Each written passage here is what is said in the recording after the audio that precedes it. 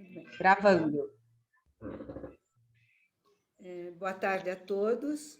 Aqui no Brasil, exceto Rondônia, que tem outro fuso horário, são 6 horas da tarde, pouquinho 6h05, e nós estamos nos organizando aqui numa sala online para fazer um encerramento do 47º Encontro de Estudos Rurais e Urbanos do Centro de Estudos Rurais e Urbanos da Universidade de São Paulo.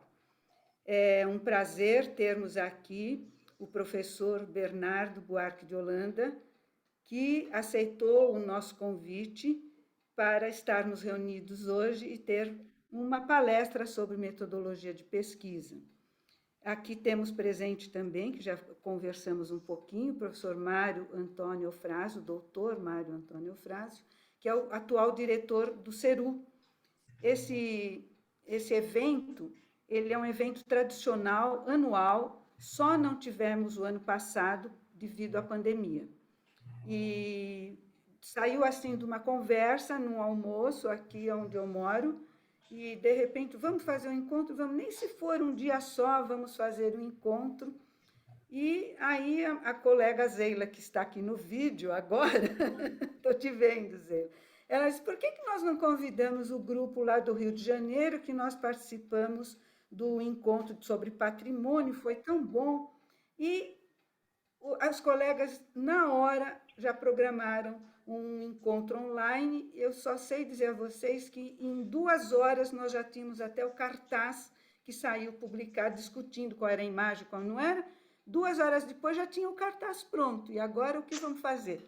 Vamos organizar os grupos. Nessa reunião já saíram 11 grupos. Tivemos que fazer alguns ajeitos e estamos aqui hoje, depois de 3 dias de trabalho intenso, com as sessões começando a 1h da tarde e as reuniões à noite, no final da tarde. Tivemos a primeira conferência com a professora que aceitou, foi uma brilhante conferência da professora doutora Eva Blay. Tivemos ontem a do professor Maurício, e depois eu vou dar mais algumas palavrinhas finais com o professor Azela e vocês também, do AFRJ, Rural do Rio de Janeiro, e eu fico muito contente de estarmos reunidos. A minha função agora é apresentar o professor Bernardo Buarque de Holanda. O professor é doutor em História Social da Cultura pela Pontifícia Universidade Católica do Rio de Janeiro, é da PUC-Rio. Ele fez doutorado na Maison Delhomme. Nunca é a mulher. Espera um pouquinho, tem alguém com o microfone ligado. Ele fez o seu pós-doc na Maison Delhomme. Professor, queria dizer que o CERU é um parceiro da Maison Delhomme, que estava lá na Raspaio e agora está nas Bibliotecas Novas. E, principalmente, uma parceira nossa era a professora Marion Aubret, lá da École. Então, é um prazer tê-lo aqui conosco. A área de pesquisa é História, Sociologia, Antropologia do Esporte, Pensamento Social Brasileiro, Cultura e Sociedade.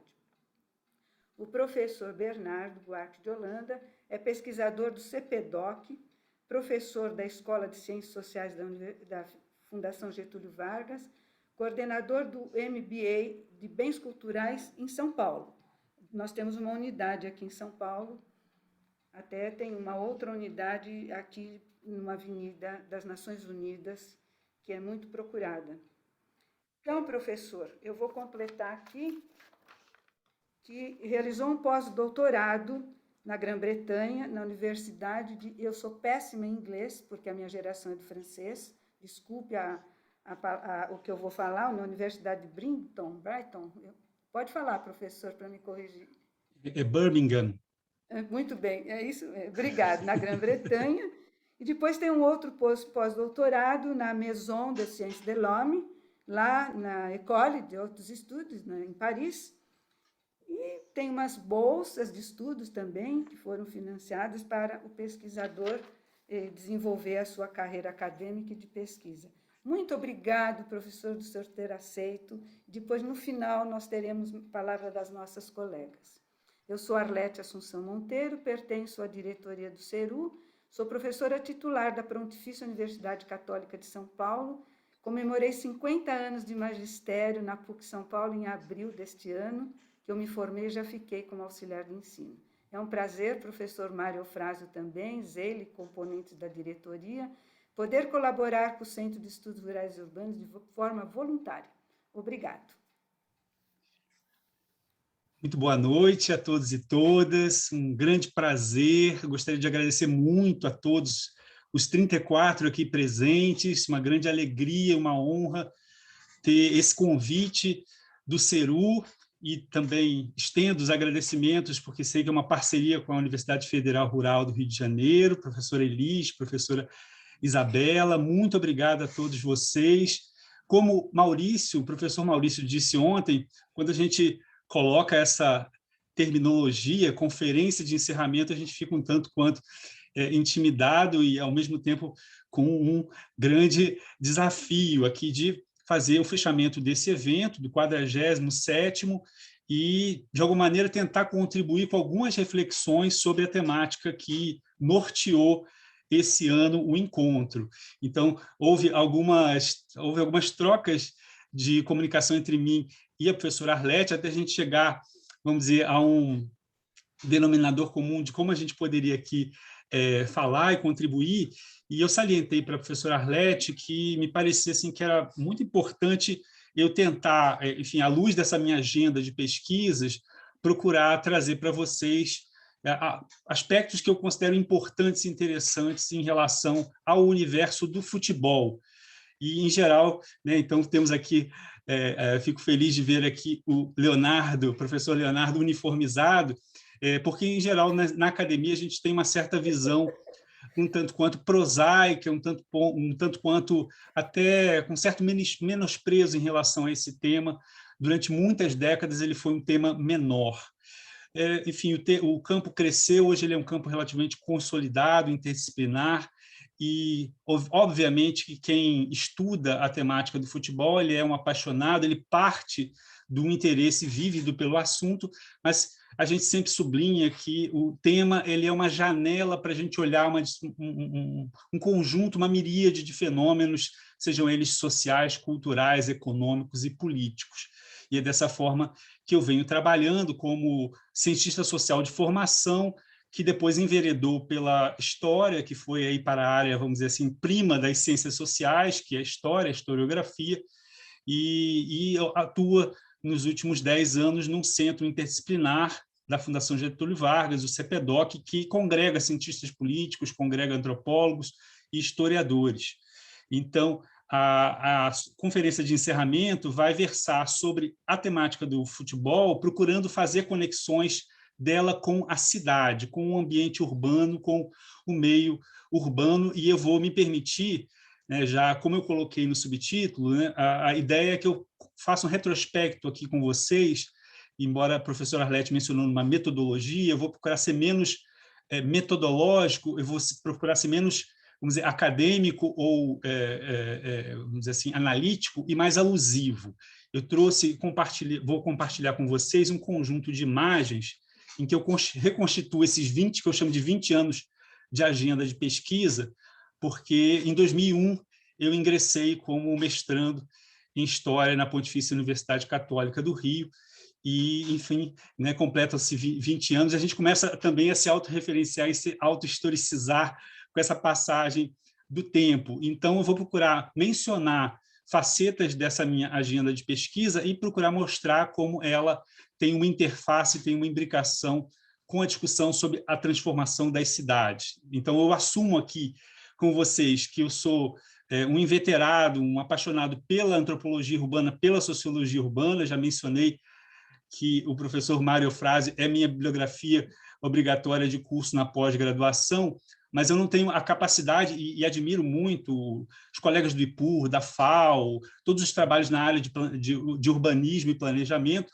urbano, mas, enfim, o meu ponto de vista, o meu olhar para o tema das cidades, ele passa pela minha ênfase em pensamento social, em sociologia da cultura, em história social. E é dessa forma que eu vou procurar aqui compartilhar com vocês, mostrando alguns temas desse percurso e também compartilhando 3 curtos vídeos em que essa temática vai aparecer. E o que eu vou aqui trazer, então, como ponto para a gente pensar, primeiro, são 2 aspectos mais importantes. Eu quero tomar não como ponto de partida, mas talvez como ponto de chegada, o que eu queria que a gente, ao final, pensasse junto aqui, é de que forma, e aí eu vou assumir que a minha principal agenda de pesquisas tratou da temática das torcidas organizadas de futebol, que é um tema bastante polêmico, controvertido da agenda pública e que ocupa, infelizmente, não apenas as páginas esportivas, mas, sobretudo, as páginas policiais.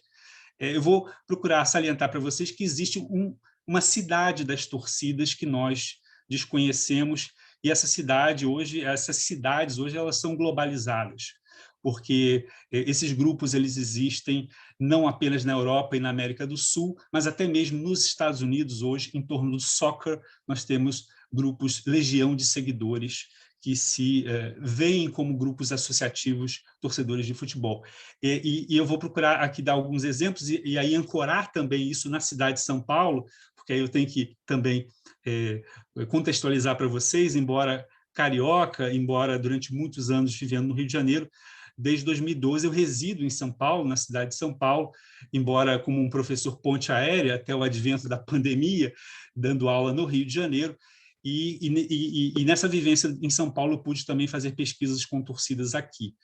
E um segundo ponto que eu acho que é mais interessante, ou seja, então existe esse submundo de uma cidade que nós não conhecemos e que está cifrada e codificada por esses grupos torcedores vinculados a clubes de futebol, a grandes clubes de futebol, mas existe uma história desse esporte mais evidente nos espaços físicos dos estádios, e que ocupam na malha urbana um determinado lugar. Eles têm uma determinada função, eles têm uma determinada arquitetura, e eles ocupam um determinado lugar que pode até se transformar com as décadas em um lugar de memória, como no caso do Maracanã. E a gente pode pensar que a escala urbana ela pode ser, enfim, pensada e vista numa estrutura da organização espacial das nossas grandes cidades, também em função desses estádios, desses locos que são pontos de reunião para onde confluem de diversas áreas da cidade esses torcedores que se dirigem aos estádios. Então, existe uma sinergia, existe uma confluência entre a cidade, entre a própria topografia, entre a divisão espacial urbana e o lugar em que se inscreve esse estádio, e a sua própria escala que, de alguma maneira, corresponde ao crescimento, ao próprio desenvolvimento demográfico da vida social urbana do século XX e do século XXI. Tá? Então, eu tomo aqui, assumo com vocês como ponto de chegada esses 2 aspectos que eu gostaria de realçar e que eu vou procurar ilustrar agora sob a forma de imagens e de alguns vídeos para conversar com vocês.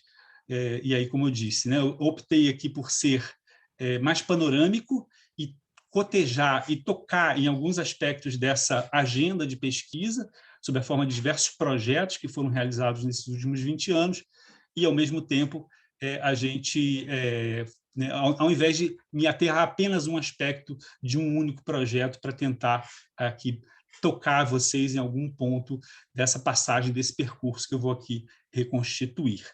Então, eu vou agora fazer o compartilhamento da minha tela e vocês, por gentileza, depois me digam se estão vendo. Como eu dou aula na FGV pelo Zoom, então ainda bem que eu estou aqui familiarizado. Quando eu fui dar uma palestra pelo Google Meet foi um desastre, porque quando eu maximizei a tela eu não via mais ninguém, eu fiquei tão perdido como cego em tiroteio, e para me achar foi difícil, mas o Zoom eu me sinto mais em casa.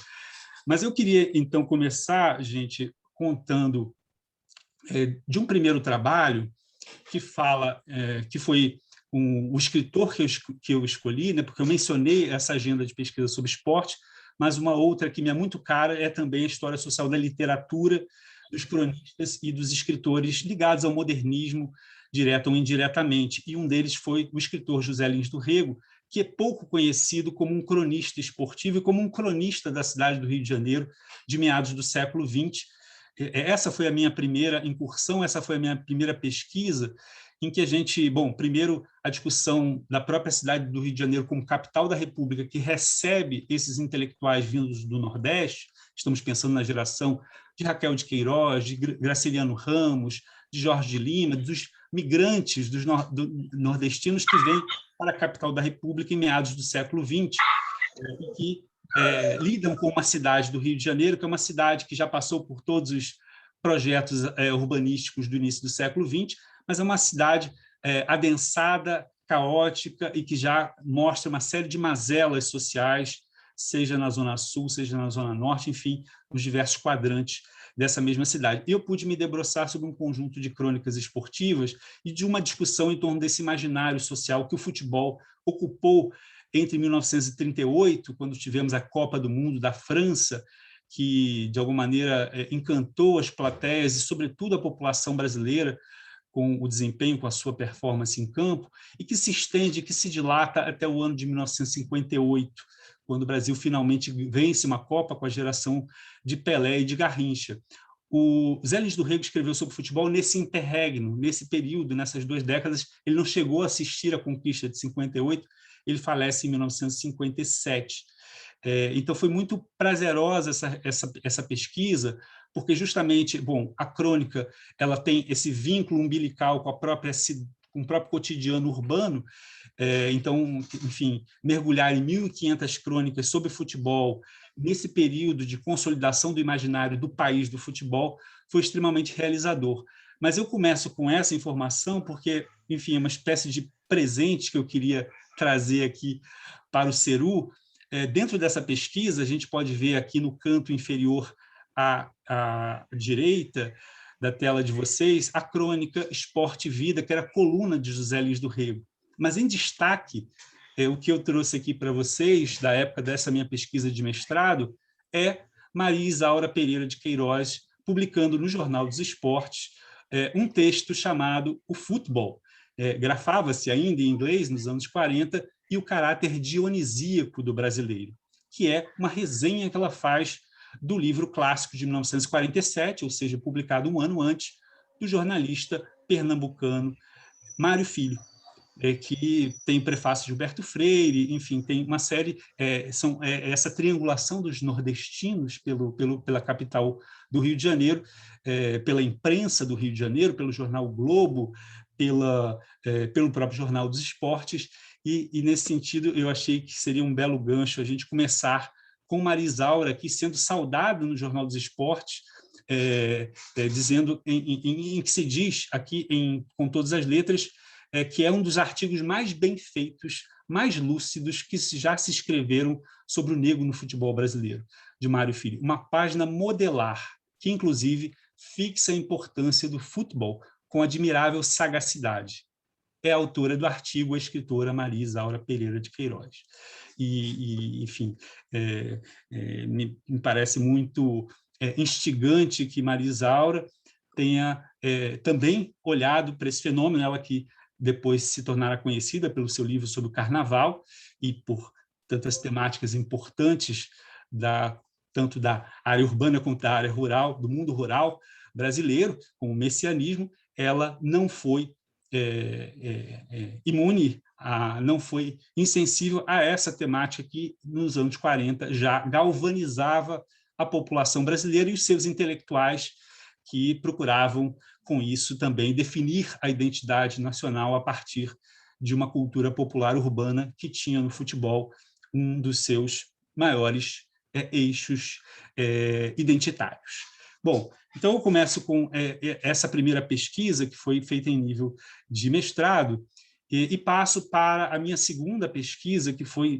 essa foi uma obra de maior fôlego, como em geral é um doutoramento, em que eu avanço nessa temporalidade, eu avanço nas décadas e procuro cobrir, continuando a lidar com material jornalístico, procuro reconstituir uma discussão em torno da nossa historiografia da ditadura militar, enfim, com alguns elementos da chamada história do cotidiano, da história cultural, da história social, enfim, autores que também foram muito importantes, né, da historiografia inglesa, francesa, norte-americana, que inspiraram muitas pesquisas, para tentar também fazer um olhar a partir do futebol sobre a vida do Rio de Janeiro, né, que já não mais capital da República, mas ainda assim com a sua importância e o seu protagonismo, pensando essa reconstituição sob a ótica do futebol, em particular desses grupos que se organizavam em torno do futebol, as chamadas torcidas organizadas,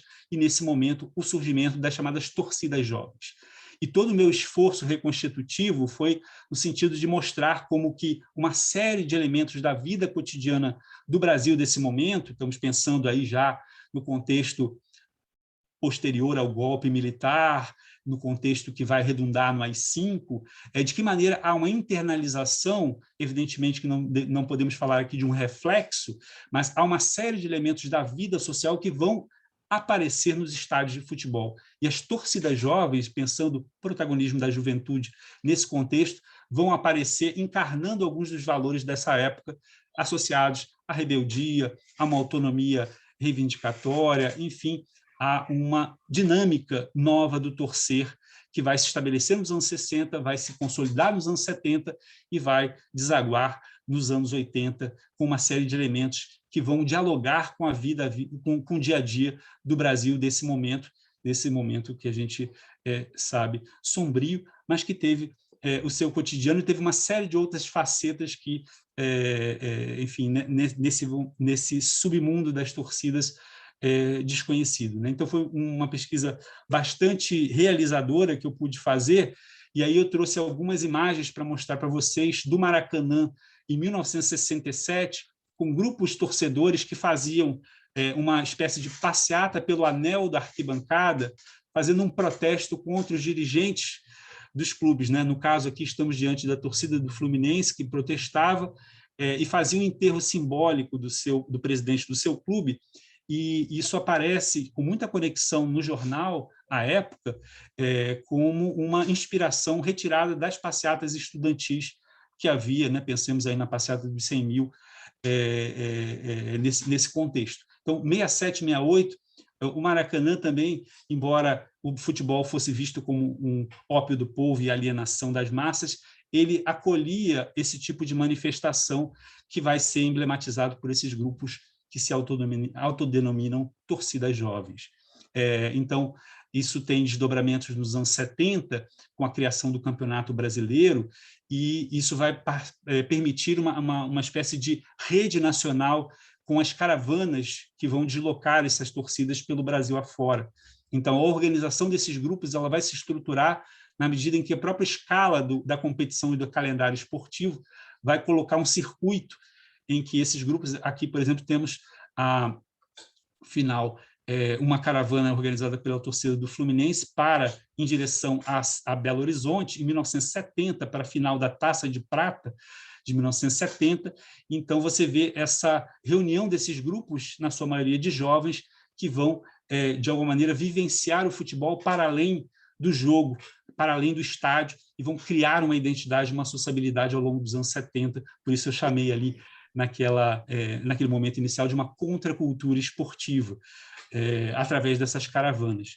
E isso vai, nos anos 80, quando a gente tem a redemocratização, isso vai levar a que essas torcidas, embora num período também muito curto, elas também tragam para os estádios alguns elementos da própria vida civil do Brasil, que se organizava do ponto de vista, enfim, da volta dos partidos políticos, do sindicalismo, das grandes greves, das associações comunitárias de bairro. A gente vai ver as torcidas criando uma associação de torcidas e, entre outras coisas, fazendo passeatas nos estádios, piquetes na porta dos estádios, contra o aumento dos ingressos, contra a inflação que acabava se refletindo no ingresso, que a cada jogo era cada vez mais majorado, e isso vai trazer imagens como essas aqui que eu compartilho com vocês. E aí, no caso, por exemplo, no momento também de insatisfação com o desempenho do time, a torcida saía do estádio e fazia uma passeata também com o caixão funerário, o enterro simbólico do presidente do clube. Queremos time indo para a sede do clube protestar, enfim, uma atitude fiscalizadora que lembra, num certo sentido, essa traz alguns elementos do que a gente poderia chamar de uma organização com um caráter sindical, né? Então, eu procurei fazer nessa pesquisa de doutorado essa reconstituição da vida social brasileira, mostrando esse cotidiano esportivo e como ele dialogava com uma série de outros aspectos da vida política, cultural e social brasileira, mostrando essa conexão que, via de regra, pelo senso comum, né, colocava em posições antagônicas. Bom, agora a professora Arlete, ao me apresentar, mencionou, né, enfim, logo depois de concluído o doutorado, a gente fica, né, naquele momento, e agora José, à espera de um concurso. Logo depois que eu fiz o doutorado, eu tive a oportunidade de ter uma experiência de pós-doutoramento. Na França, eu havia feito a Bolsa Sanduíche em 2006, naquela cidade, e fiquei muito impressionado, eu que pesquisava esse universo das torcidas, com a dinâmica das torcidas na França. Foi um aspecto que me chamou a atenção, porque, via de regra, também nós sempre associamos esse debate do imaginário da violência torcedora aos chamados hooligans ingleses. E a minha estada inicial na França me chamou a atenção quando eu frequentei o chamado Parque dos Príncipes, né, que é o estádio do Paris Saint-Germain, no rico arrondissement, né, no rico bairro 16 de Paris, né, enfim, que tem conhecido, né, enfim, por ser um bairro burguês, a presença de um estádio que fora construído como velódromo nos anos 20 e que ficava ali como um quisto, né, enfim, enquistado naquela região burguesa e que recebia aquele afluxo de torcedores que provocavam um certo distúrbio e estranhamento para a vida, né, daquela região nobre da cidade de Paris. E voltei com essa pesquisa comparativa entre as torcidas na França e no Brasil, procurando perceber também essa dinâmica da criação de estilos de vida juvenis na metrópole, né? Enfim, tudo aquilo que a gente aprende na antropologia urbana, enfim, relacionada aos grupos juvenis que se associam em torno de determinadas práticas, do skate, do futebol, por que não? E pude, então, acompanhar ao longo de 8 meses, viajando e me deslocando pelo interior, pela França, acompanhando o campeonato francês, e um dos grupos desses torcedores que se deslocava para assistir o seu time em outras cidades. Então, essa, por exemplo, e aí agora são fotos que eu tirei nesse período, né, e o que me parece interessante, porque as torcidas francesas elas trabalham com o grafite, com o muralismo, né, então elas também vão demarcar os seus territórios a partir de pinturas que vão realçar os seus símbolos, né, enfim, os seus mascotes, as suas identidades associadas a um animal, a uma força, a um valor que eles elegem, né, os grupos chamados ultras na França, mas também aos símbolos da própria cidade, né? Nesse aqui a gente pode ver que é uma parte das dependências do Parc des Princes, a gente pode ver aqui a Notre Dame representada nesse grafite. E isso se estende para a própria retórica dessas torcidas, né? Então, vocês podem ver aqui um mosaico da torcida no interior do Parque dos Príncipes, em que está escrito aqui na faixa embaixo dessa torcida: um só clube, uma só cidade, um só grito. E, enfim, como que, ao contrário do futebol na Inglaterra e no Brasil, em que a gente tem vários clubes por cidade, a França ela tem apenas um grande clube profissional por cidade. E isso leva a uma retórica, ou seja, a um cruzamento entre a identidade da cidade com a identidade do clube. Então, o clube é a cidade. Afirmar o clube é afirmar a sua cidade. E nessas viagens, um dos que eu pude fazer com esses grupos, um dos pejorativos, né, que eles faziam para... Tá apresentando, eu acho que ele é parente de Chico Buarque. Hã? Oi. Bom, deixa eu retomar aqui.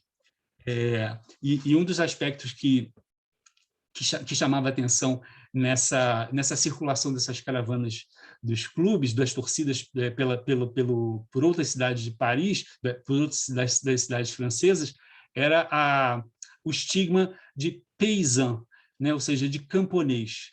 Né? Isso eu pude testemunhar, enfim, mostrando essa ideia de que Paris era vista como aquela cidade soberba, né? Então o Paris Saint-Germain encarnava para os adversários a própria centralização política e cultural que ela tinha na cidade. Então, foi assim uma pesquisa muito interessante. Eu compartilho aqui algumas imagens, porque as torcidas elas não atuam apenas no estádio.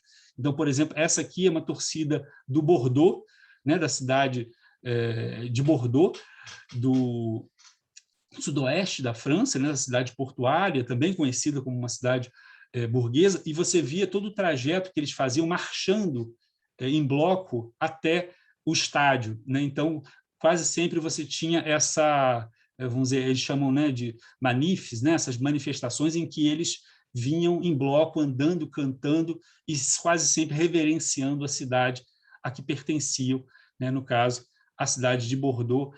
Essa aqui é uma foto que eu registrei em Rennes, na Bretanha, aí uma liderança dessa torcida do Bordeaux com o microfone, né, puxando os cânticos da torcida, enfim, como também parte aí dessa mobilização desses grupos. Enfim, foi uma pesquisa extremamente interessante para perceber o próprio imaginário francês através do futebol, né, que tem algumas cidades que são cidades-chaves.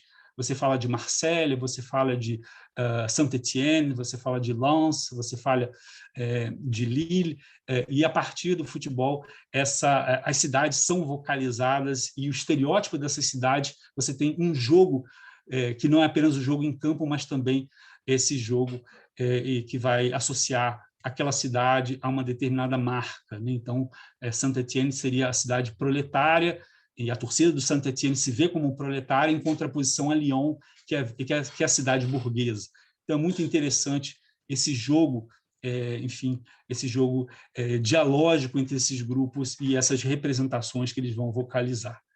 Bom, aí de volta ao Brasil e já devidamente assentado com um lugar, enfim, na universidade, eu começo a desenvolver meus projetos de pesquisa, e aí eu entro na História Oral, que é uma dos carros-chefes do Centro de Pesquisa e Documentação de História do Brasil, o CPDOC, onde eu ingressei em 2010, nesse mesmo ano, né, e que desde 1975 tem o seu programa de História Oral, e evidentemente que nesse sentido a gente também sempre leu muito a Maria Isaura como uma referência nessa área metodológica muito importante.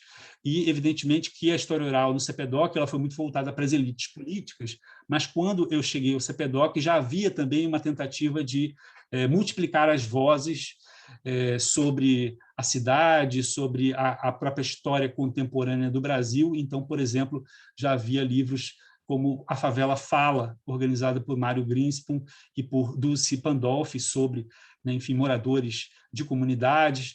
Já havia, enfim, pesquisas, inclusive com uma agenda urbana, né, mais voltada para, enfim, essa polifonia urbana. Então, eu pude incorporar essa agenda voltada para as torcidas, também fazendo um programa com essa temática enfim, da memória desses torcedores, e aí estão aí algumas fotos de entrevistas que eu fiz com chefes de torcida da cidade do Rio de Janeiro, trabalhos coletivos com alguns pesquisadores que me acompanharam nesse projeto, e que a gente pôde desdobrar sob a forma de pesquisas qualitativas, mas também quantitativas, né, aplicando surveys, enfim, procurando mapear os lugares de origem, de pertencimento desses torcedores, de onde eles vêm, qual o perfil socioeconômico, enfim, uma série de aspectos que se desdobrou em curtas-metragens. A gente pôde fazer livros, documentários, enfim, foi muito bacana essa experiência inicial com a História Oral no CPDOC, voltando-se para a temática do futebol. Bom, agora eu explico como eu chego em São Paulo. Eu chego em São Paulo em 2012, na esteira do primeiro projeto que o CPDOC desenvolveu na cidade de São Paulo, e aí lembremos que em 2012 a gente já estava num contexto de pré-Copa de 2014, né? Havia todo um interesse acerca da Copa de 2014, e nesse sentido a gente propôs uma pesquisa com uma geração de jogadores que havia disputado Copas do Mundo, e aí fomos pegar os mais longínquos, né, que ainda estavam remanescentes das Copas de 1954, e fomos fazendo o registro, né, a criação de um banco de dados com as memórias desses jogadores. E aí, por exemplo, a foto aparece o Ademir da Guia, né, o famoso, né, jogador do Palmeiras dos anos 60, 70, da academia palmeirense, que jogou na Copa de 1974. A gente entrevistou mais de 50 jogadores que participaram de 8 Copas do Mundo entre 1954 e 1958. Né? Aí eu me gabo aqui bastante dessa foto, porque essa foi a foto que a gente fez na gravação na casa do Tostão, em Belo Horizonte, na residência dele, em que, evidentemente, ele nos traz as suas informações, enfim, a sua experiência, as suas lembranças sobre a Copa de 1970 e a sua trajetória, o seu percurso no futebol. Né? Foi uma pesquisa também muito prazerosa, muito bacana. Enfim, a gente tem um vídeo que foi assistido por mais de 200 mil pessoas. Depois eu posso aqui compartilhar com vocês, né? Eu até previ de passar um trecho, mas talvez não quero aqui me exceder.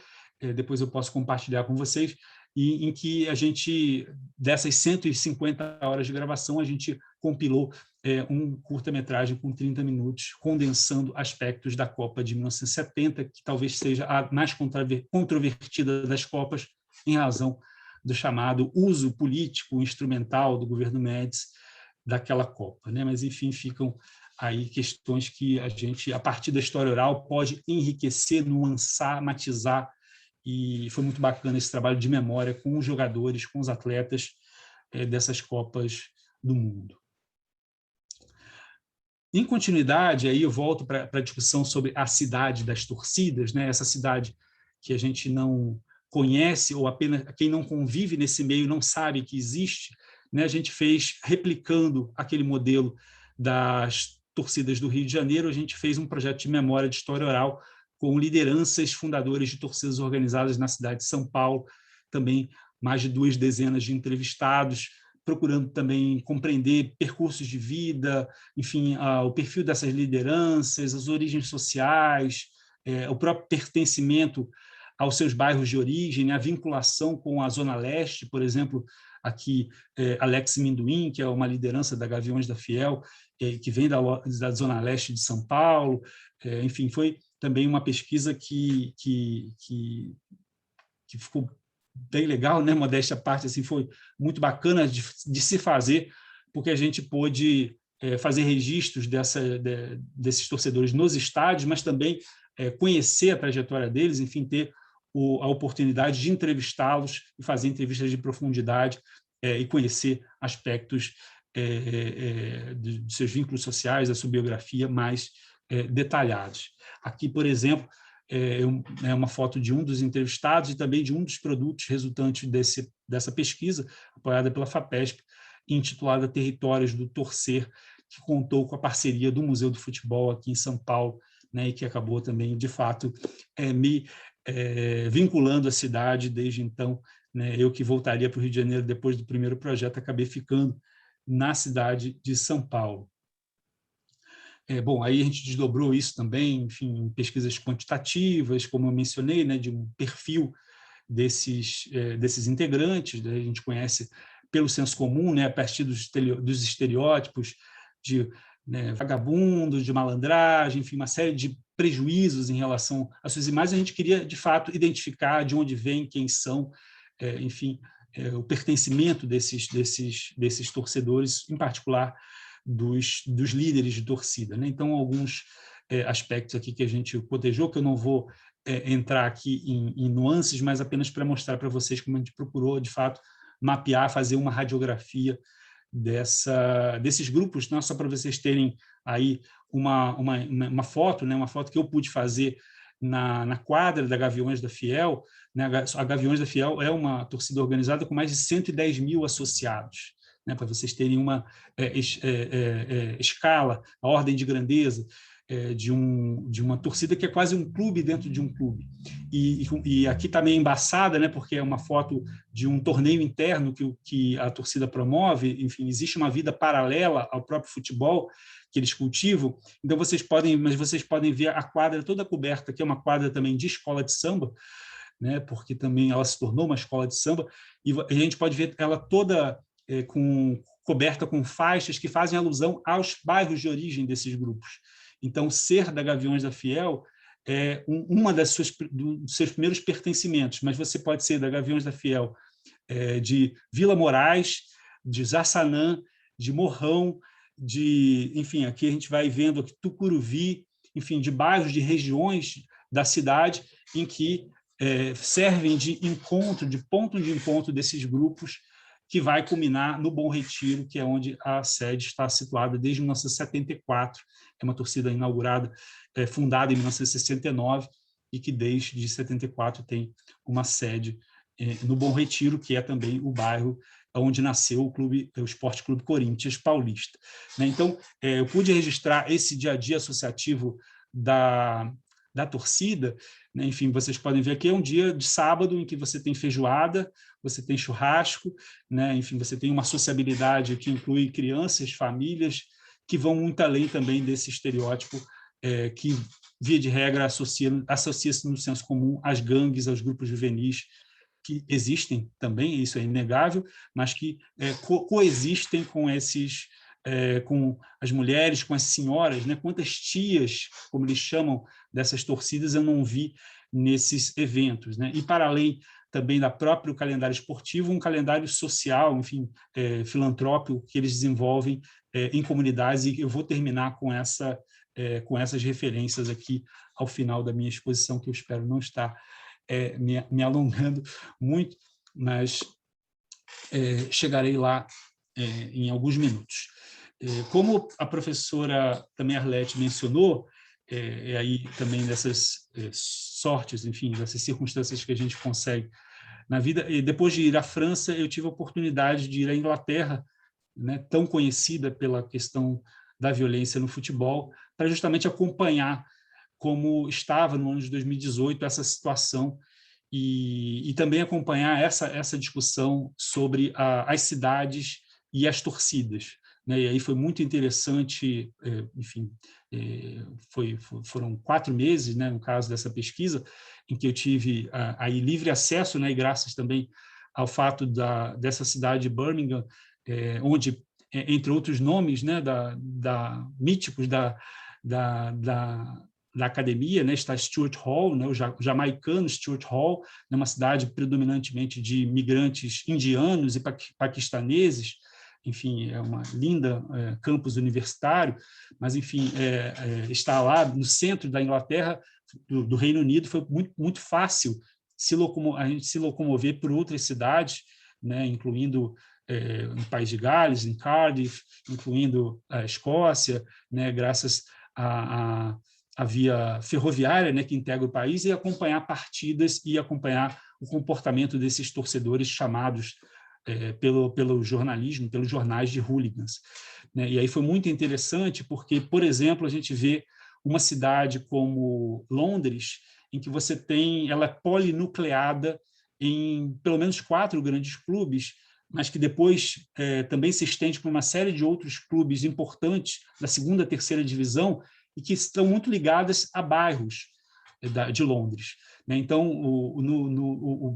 a grande clivagem na cidade de Londres é entre o norte londrino, onde está o estádio do Arsenal, que é o Fly Emirates, né? Enfim, com esse nome pomposo de arena, e no sul, no bairro sul de Londres, onde nós temos o estádio do Chelsea, né? que basicamente obedece uma clivagem do norte industrial e mais pobre, e o sul com uma parte rica da cidade, e tanto o Chelsea é um emblema dessa parte, vamos dizer, rica do bairro, que compreende ainda, né, West Ham e o Millwall, né, na parte leste da cidade, que é uma das principais rivalidades de pequenos clubes, mas que mobilizam muito essa imagem do hooliganismo ainda hoje, que se acreditava erradicada depois que a Thatcher e que uma série de medidas repressivas muito duras se implantou na Inglaterra.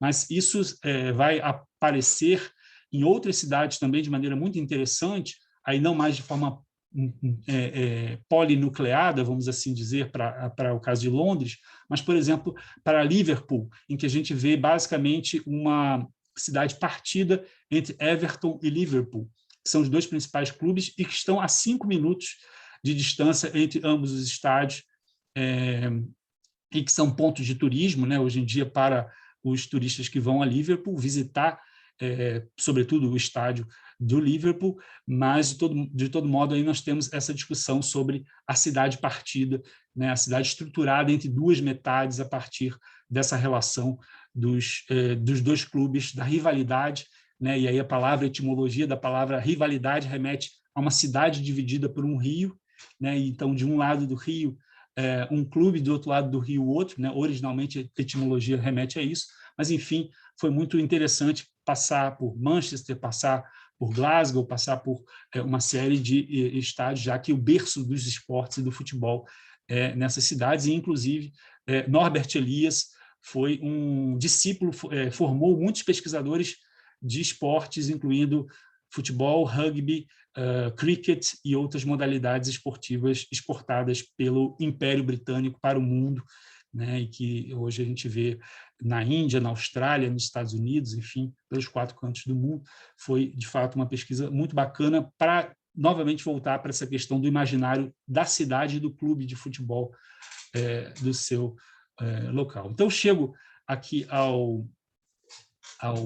minha última pesquisa, enfim, a essa agenda de 20 anos, completando esses 20 anos com uma pesquisa mais recente, em que eu volto para a questão dos arquivos de jornais, para a Gazeta Esportiva aqui de São Paulo, para, enfim, as fontes documentais que vão tratar dos anos 40, dos anos 50, desse meados do século XX, com, né, enfim, um desenvolvimento extraordinário da cidade de São Paulo, e quando surgem os primeiros grupos de torcedores organizados, né? Eu estudei aquele dos anos 60, que são as jovens, as torcidas dissidentes, mas originalmente a gente tem esses grupos que estão aqui, aparecem na foto, né, com essas figuras carismáticas, emblemáticas, uniformizadas, porque as pessoas não iam trajadas com a camisa do seu clube para o estádio até então, né, esses destacamentos dentro de uma massa em que a gente podia já perceber um grupo coletivo, coeso, que incentivava o clube a partir de instrumentos musicais, talvez vocês consigam perceber como vários deles estão aí com instrumentos musicais, e aí essa ideia de que a música vocaliza o apoio coletivo dessa torcida, desse destacamento dentro de um estádio e dá, vamos dizer, canaliza essa forma de incentivar, né, naquilo que vai ser chamado o 12º jogador, que é aquele que está nas arquibancadas. Né, a gente não pode deixar de notar que esses registros jornalísticos, mas também fotográficos, do fotojornalismo brasileiro, e muito deve a nomes como o fotógrafo húngaro Thomas Farkas, que vai se voltar para fotografar o Pacaembu, inaugurado em 1940, o primeiro estádio público do Brasil, e lembremos o que era a região do Pacaembu antes da criação do estádio, enfim, uma área, enfim, vista também como uma área periférica, enfim, não pertencente ao centro da cidade, enfim, e é o estádio que vai canalizar esse desenvolvimento residencial no seu entorno, enfim, que já havia, né, já começava a se instaurar, mas Farkas vai ser um agudo observador, não apenas do que está aparecendo em campo, mas, sobretudo, do torcedor do Pacaembu, de cenas do interior do estádio, mas de cenas do seu exterior, né? Há várias fotos de crianças tentando ver pelas brechas, pelas frestas das grades que estava acontecendo dentro do estádio, né? Então, essa ideia, né, enfim, desse ícone que é o estádio dentro da cidade, né, dessa magnitude que ele atinge, né? O Pacaembu recebeu até 70 mil torcedores naquele período, e nesse sentido, né, enfim, de que modo o próprio desenvolvimento da cidade corresponde a um estádio à altura da popularidade que o futebol adquiria nesse contexto, e que vai receber a cidade de São Paulo, os seus migrantes, que vão encontrar no futebol uma forma identitária que vai, de alguma maneira, cobrir aquela lacuna que é o desenraizamento das suas cidades de origem, né? Ou seja, o clube, de alguma maneira, ele é um símbolo identitário coletivo de pertencimento daquele imigrante que está chegando na cidade. E, nesse sentido, importa ter um estádio público que Vargas vai oferecer à cidade de São Paulo, até como contrapartida a toda a animosidade que ele despertou por lá. Mas, se eu me refiro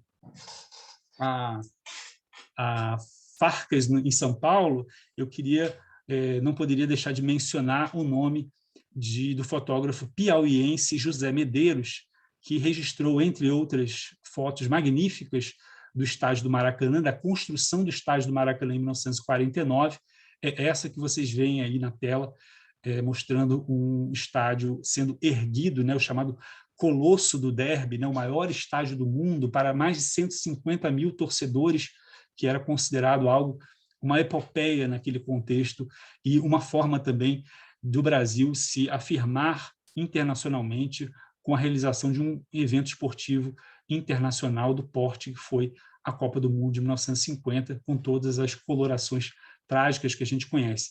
O Rio de Janeiro, à época, tinha 2 milhões de habitantes na capital, no Distrito Federal, e o estádio, na sua final, a famosa final, que não, enfim, era um quadrangular, mas era a última partida, a partida decisiva, recebeu 200 mil torcedores, ou seja, 10% da população encontrava-se dentro do estádio, numa época em que você apenas podia acompanhar pelo rádio, a televisão estava nascendo, e, nesse sentido, estar presente, testemunhar a Copa era, enfim, um desejo de muitos, e isso aconteceu nesse contexto.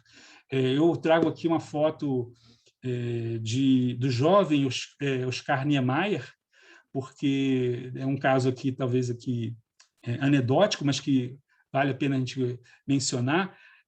Niemeyer concorreu com o projeto arquitetônico do Maracanã e ele perdeu. Ele ficou em terceiro lugar nesse concurso, e ele que, né, é ligado a uma família de figuras do esporte, ele já tinha feito o projeto náutico da piscina do Flamengo, e o Carlos Niemeyer vai criar o Canal 100 depois, que vai ser um grande emblema televisivo das imagens do futebol, que vai para os cinemas, inclusive. Mas interessante que Niemeyer, antes de Brasília, sofreu essa derrota, não tendo seu projeto arquitetônico para o estádio do Maracanã aprovado, selecionado entre os vencedores, né? Esse é só um dado que me parece pitoresco aqui para a gente ilustrar.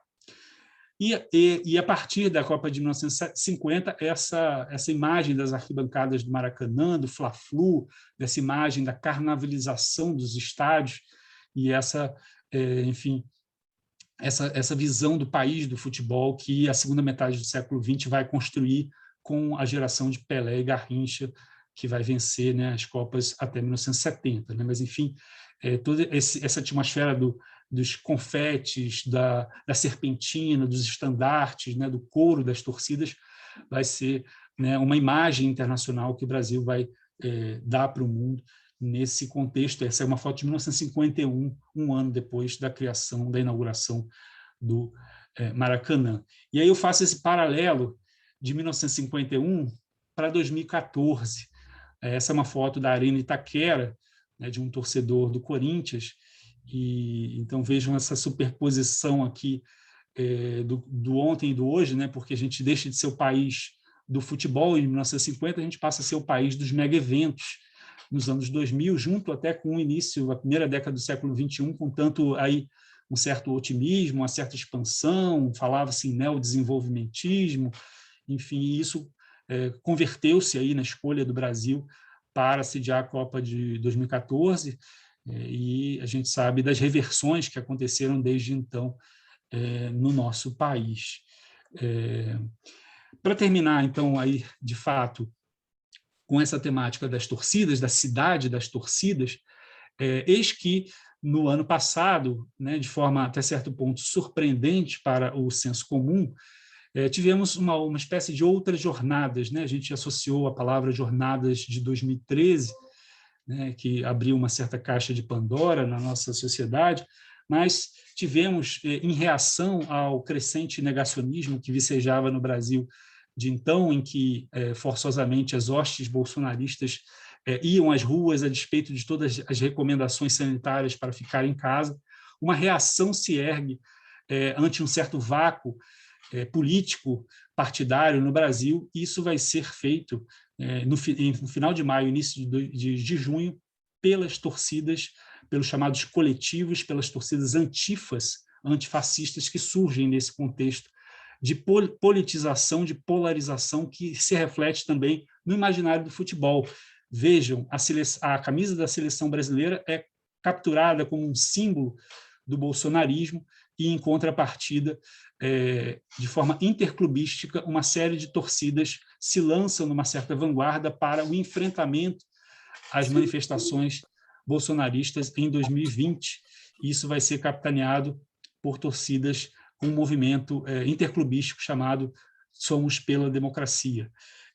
Então, eu trago imagens finais aqui da Avenida Paulista e concluo com uma imagem de ações que foram feitas por essas torcidas, né, no período em que você tinha partidas de futebol sem torcida, em que os seus departamentos sociais investiram nas ações nas ações em comunidades, com mantimentos, com doação, com donativos. E eu vou terminar, então, exibindo esse vídeo de 3 minutos que mostra a experiência de uma torcida organizada nesse contexto, que eu acho que é interessante porque, né, enfim, mostra um outro lado. A gente não reitera aqui que isso é impossível de negar a discussão central sobre a violência, mas revela um outro lado.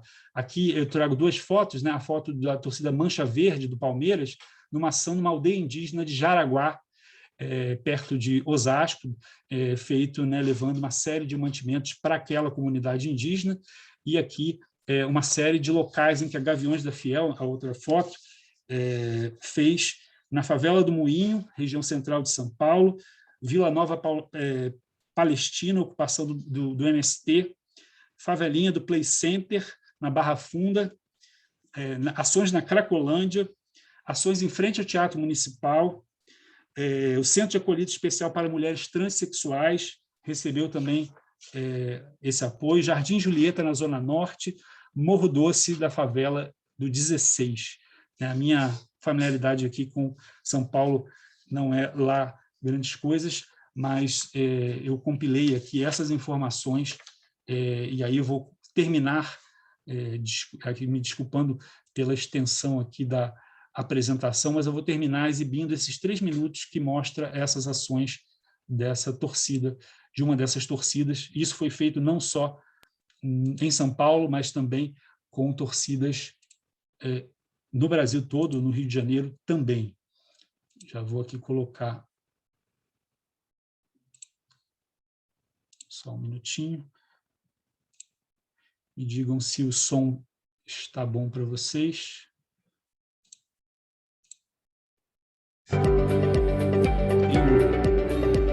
Vai ter esse propaganda aí, mas já vai passar.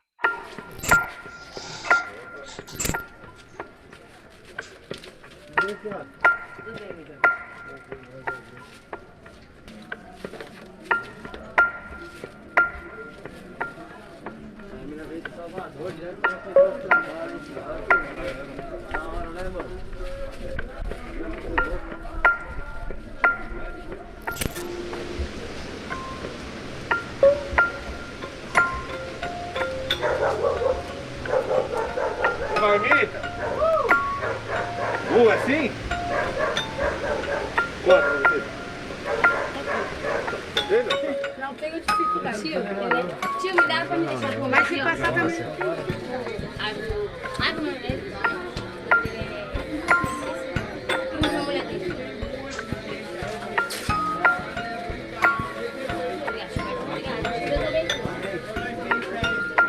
Oi.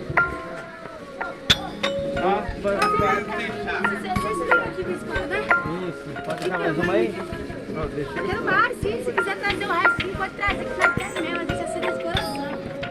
A maior riqueza dos Gaviões é a diversidade que a gente somos interno. Aqui a gente tem todas as classes sociais, mas logicamente a maioria são pessoas que vêm de regiões periféricas. Impossível com os valores dos Gaviões de fundação a gente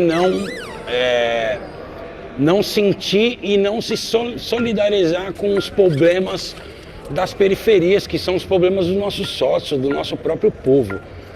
E foi aí que o Departamento Social foi fundado. não só aqui, né, todos os coletivos da torcida, todas as organizações da torcida, todas as subsedes já reproduz esse departamento, essa ação, e a gente acaba atuando na Zona Sul, na Zona Leste, Zona Oeste, Zona Leste. São caras histórias emocionantes, né? Não quanto igual a gente está passando nesse momento de pandemia, que nós estamos trabalhando todo final de semana, direto, sem parar, entregando marmitex, roupas, né? Então, assim, o departamento social é um departamento bem ativo. Primeiro a gente começou com uma campanha de arrecadação de alimentos, né? A gente viu que a adesão começou muito grande, muitas famílias também estavam procurando a gente, mesmo a adesão sendo grande, não estava suprindo a necessidade das pessoas que estavam nos procurando. Então resolvemos fazer uma campanha de arrecadar 5.000 cestas básicas. Na pandemia, todo mundo meio que ficou recluso, então como o pessoal ficou recluso e a gente sempre teve essa história de, na dificuldade, mostrar quem é a torcida do Corinthians, quem são os Gaviões, eu acho que foi um instinto natural. Então tem momentos que a gente chega e eu fico segunda, quarta, quinta, indo para a quadra praticamente todos os dias da semana só para levar doação, para que no sábado, como a gente tem uma equipe maior no sábado, separe para que a gente faça as doações nas comunidades, centro, local que precisa da gente. Bom, gente, era isso então que eu queria compartilhar com vocês. Muito obrigado pela atenção. Olá, professor. Parabéns pela brilhante palestra. Está me ouvindo? Sim. Sim. Então, eu queria agradecer essa brilhante palestra.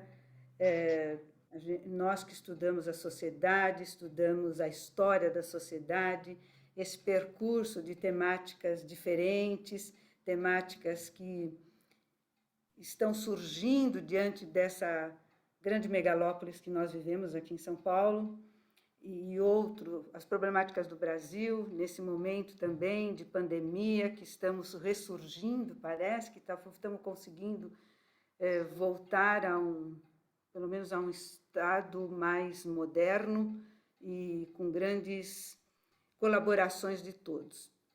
Eu agradeço imensamente, excelente pesquisa. E quando o senhor falou da Ecole, talvez a gente tenha cruzado aquelas escadas da Ecole da Maison Delhomme, porque foi sempre um prazer a gente ser acolhido pelo Departamento de Ciências dos Estudos Sociais Contemporâneos, sur le Brasil Contemporain. Desculpe, que eu até fiquei emocionada com a sua pesquisa, e ter tido a oportunidade de nós conseguirmos realizar esse encontro online, que eu acredito que foi um dos encontros que mais me tocou pela participação de todos. Parece que houve um congraçamento entre os pesquisadores, ninguém disse que não podia. Tivemos uma parceria maravilhosa do grupo da Universidade Federal Rural do Rio de Janeiro, e eu vou passar as palavras agora para a nossa colega do CERU, depois para que a professora Zeila De Martini, nossa diretora de pesquisa, e vou passar a palavra para o representante da Rural do Rio de Janeiro, que é a nossa querida companheira, professora Elis Regina D'Angelo. E vejo, nós tivemos quase 40 pessoas assistindo a sua fala, que é um público bem grande, apesar de ser o último dia, e, sinceramente, presencialmente, nós não conseguiríamos esse público. Tem as vantagens da gente ter agregado, e eu queria dizer que eu vi aqui a fotografia de uma colega, uma escritora, que está nos assistindo diretamente de Londres. É Isabel Mateus. Eu reconheci a fotografia, no que eu queria agradecer a sua presença. Então, nós estamos atingindo um público muito maior do que a gente esperava. Bem na hora que o senhor falava sobre Londres, sobre a Inglaterra, eu vi a fotografia dela aqui. Eu agradeço imensamente a todos os colaboradores e passo a palavra para a professora Zeila. Muito obrigada, professor, pela sua palestra. Zeila está... Dá para falar, Zeila? Oi, adorei a palestra. Eu jogava futebol quando era meninota. Era o time das meninas contra o time do meu irmão, entendeu? e sou de uma família que sempre... Minha mãe ligava o radinho e ficava escutando futebol domingo, entendeu? Ia no estádio até quando pôde. E sou meus filhos, aqui em casa, um era meu marido palmeirense, meu filho corintiano roxo, que mais que brasileiro, e minha filha é São Paulina. Então, não tem juiz que preste, tá? Aqui na minha casa. Então, eu gosto muito, e tive uma assistente de pesquisa, não sei se você conhece, a Fátima Ferreira, que fez um estudo, enquanto trabalhava comigo, ela fez um estudo sobre os primeiros times de futebol aqui de São Paulo, né? Então, acompanhei o trabalho da Fátima na elaboração e na procura, né, desse material sobre os times de futebol lá do começo aqui em São Paulo, né? Então, foi muito bom, acompanho, moro aqui num caminho que passa torcida para o Morumbi, todas as torcidas que passam, escuto da minha casa, né? E foi muito bom, muito bom. E estou vendo aqui que tem várias pessoas que estão escrevendo, de longe, pessoas de fora que estão escrevendo como gostaram muito da sua palestra. E fiquei muito feliz, e também fiquei feliz que você pôde entrar em contato com a sobrinha da professora Marisaura, né? Que a gente estava, a Eva me ligou, virou aquela coisa, liga para cá, liga para lá, para cá, e foi um prazer saber que você poderia talvez intermediar porque a gente não queria que saísse desse eixo do Rio-São Paulo, né? E então, se der certo, vai ser um grande prazer, tá? E poder ter o acervo dela num lugar que nós achamos muito interessante. Quando falei para a professora Eva, ela falou, ai, que ótimo, tal, né? Então, foi muito bom, foi muito bom. E assim como a professora Arlete, eu não sei, eu não estou enxergando aqui a Elisa, a Isabela e o Tiago. Vocês estão aí? Então, Estamos sim. Estamos não, sim. mas não estou vendo. Não estou vendo. Elis, Tiago e Isabela, que, olha, eu estou emocionada para falar, porque a gente não sabe agradecer o trabalho que vocês tiveram e a paciência que vocês tiveram em resolver os problemas que a gente ia trazendo. Porque Arlete e eu tocamos assim, na medida do possível, da forma como a gente conseguia, trabalhando todo dia até 00:30, 1h da manhã. Mas, se não fosse vocês, a gente não teria feito esse encontro, porque, a rigor, nós éramos analfabetas em matéria dessa organização de evento à distância. Então, é no fundo do coração que eu agradeço, em nome do Ceru, e com a USP fechada, o Ceru sem e-mail, que o nosso e-mail está bloqueado até hoje. Então, a gente nem sabe, e aí fomos tentando de todas as maneiras, e felizmente o evento superou as nossas expectativas em todos os aspectos. E todas as sessões que eu participei, todos os retornos das sessões que eu não participei, mas tive o retorno, que mandavam, gostaram muito dos trabalhos que foram apresentados e gostaram muito da participação. Então, eu gostaria muito de, chorando, agradecer vocês por essa parceria e pela paciência que tiveram de nos ajudar nessa empreitada, que foi corrida, mas que eu acho que conseguimos realizar de uma maneira que acho que todos que participaram nos cumprimentaram por isso. Então, beijo para vocês todos aí. Obrigado, Zeila. Agradecer ao professor também de ter aceitado o nosso convite e que está aqui prestigiando esse nosso encerramento. E vamos passar a palavra para a nossa querida professora doutora Elis Regina D'Angelo. É um prazer estar com vocês, né? Primeiramente, assistir às falas emocionadas das professoras Zeila e Arlete, né? Que eu tenho o imenso prazer de conviver já há muitos anos em pesquisas, em congressos, em encontros, né? Tive o prazer também de ter a professora Arlete na minha banca, em momentos muito felizes e momentos talvez nem tão felizes assim na vida, com as nossas tragédias pessoais. Então, é um prazer imenso em fazer parte desse processo, né?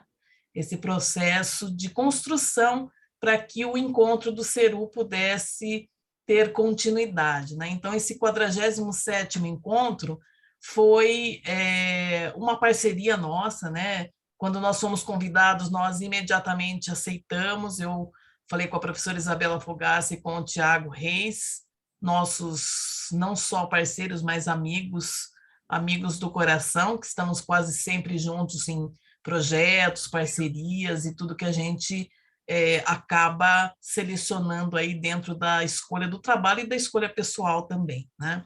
Então, após 3 dias intensos de atividades, com uma diversidade incrível de debates que nós tivemos, percebemos que a pesquisa, ao revés de toda a necropolítica, continua sendo uma parte importante das nossas vidas, como acadêmicos, professores e alunos de todos os níveis.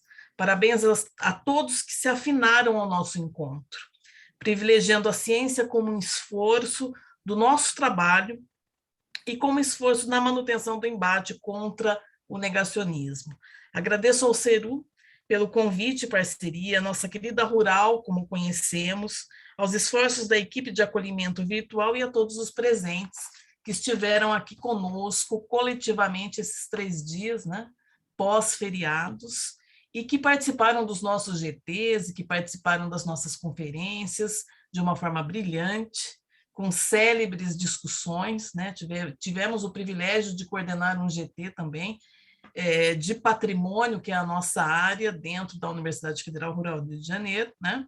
E garantir a continuidade das resistências, apesar de tudo. Então, eu agradeço aos apoios, né, da editora Cravo, dos nossos grupos de pesquisa, do NUPAM, que eu lidero, e dos outros que não foram, de certa forma, alocados aí dentro da nossa esfera, mas que também estão aqui indiretamente participando em nome de todos vocês, né? E em nome da comissão organizadora, agradeço a nossa participação. E passo a palavra para as professoras Arlete e Zeila só fazerem o fechamento oficial. Muito obrigada e boa noite a todos. Arlete, fala. Eu falo? Você já se recuperou? Estou aqui secando as lágrimas. Então, eu queria agradecer. Não sei se o professor Mário está presente, que ele tinha um compromisso, e não sei se não estou vendo aqui. Senão eu passo ele tinha uma consulta hoje. Ele tinha uma consulta. Espera um minutinho. Ele está presente aqui no momento, se ele quiser fazer alguma... O senhor Mário está aqui, sim. Então, ele voltou. Enquanto isso, eu vou... Estou aqui, sim. Então, queria passar a palavra para o senhor, professor, fazer umas últimas palavras do evento que estamos encerrando hoje. Gente, eu queria pedir desculpas pela pouca participação no encontro. Tive problemas inesperados, né? Que a professora Zeila, a professora Arlete conhecem, e não pude participar como gostaria, o professor Leonardo também, como gostaria, mas fiquei extremamente contente em ver a condução dos trabalhos pela professora Elis, pela professora Isabela, professora Zeila, professora Arlete, e os demais colegas e membros do Ceru ou pessoas que vieram participar desse 47º encontro, realizado de maneira tão heróica por essas pessoas valorosas que batalharam para que conseguisse a realização dele.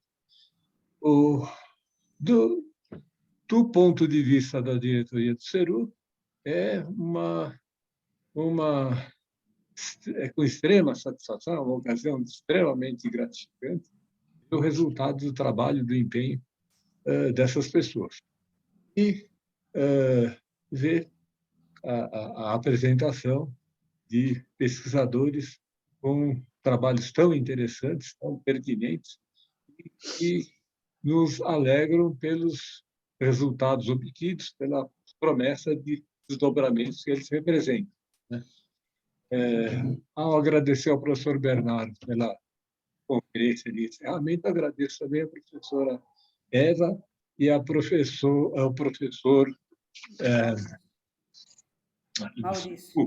Maurício, que fez aquela apresentação tão interessante ontem e deixou a todos extremamente bem impressionados, né? Não há dúvida nenhuma que é um trabalho de minúcia, de dedicação, de extremo empenho. E a todos os que participaram, eventualmente um ou outro chegou a fazer parte de algum grupo e apresentar trabalho, os agradecimentos do Ceru, os parabéns do Ceru, né? O convite para que participem novamente o ano que vem do 48º encontro. Estaremos, aposto, né, tentando fazer com que viabilize essa nossa nova etapa, né? E torcendo para que todos tenham êxito nas suas pesquisas, nos seus projetos, para que os resultados sejam apresentados aqui para os demais, né, que estarão todos à espera. Gente, muito obrigado. Parabéns para todos. E saudações acadêmicas. Tudo bem. Arlete? Pronto, agora eu falo. Você quer falar alguma coisa, Arlete, queria aproveitar que ele está aí os nossos parceiros estão aí. Algumas pessoas têm perguntado sobre o prazo para encaminhar o texto, o artigo, né? E aí eu aproveito que ele está aí, tem muita gente assistindo, para ver se o prazo vai ser aquele mesmo que consta ou se haverá algum adiamento do prazo.